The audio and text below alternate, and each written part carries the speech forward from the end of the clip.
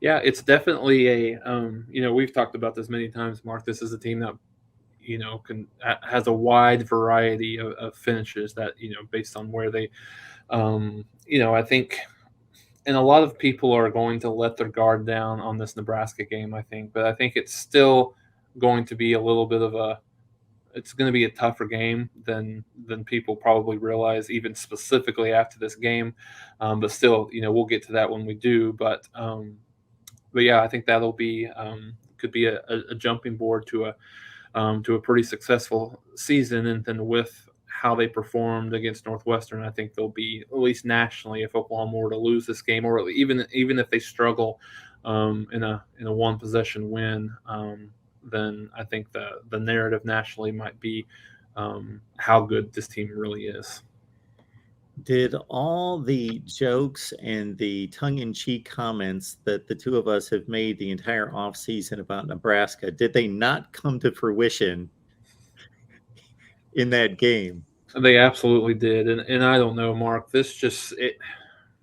I mean, you got to be if you're Nebraska, you got to be thankful that you have a even though it's a decent FCS opponent, right? It's a pretty good Mm-hmm. FCS opponent in North Dakota. You've got to be at least a little bit happy to see that, because some of the and we talked about this, Mark, about some of Scott Frost's commentary during media day was bizarre, and just his facial expressions and just his overall demeanor was a little interesting. And he like his first comment after the game, he completely threw his offensive staff under the bus, and then you got a player that came out and said that, I think it was the safety that talked about um, this is about as bad as they could possibly play. So it's kind of scary about how good this team could be, and so just a lot of a lot of interesting comments coming off of a game that you won by 49 points last year, and you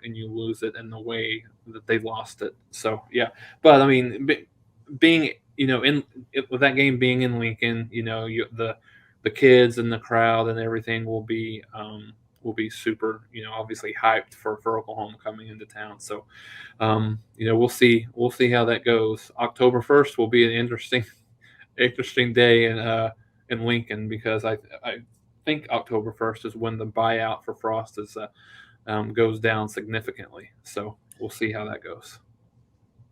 They also need to feel fortunate as a football program that they have the fan base that they do, Mhm. or that place would have been half empty for the last 5 years, but they continue to come and support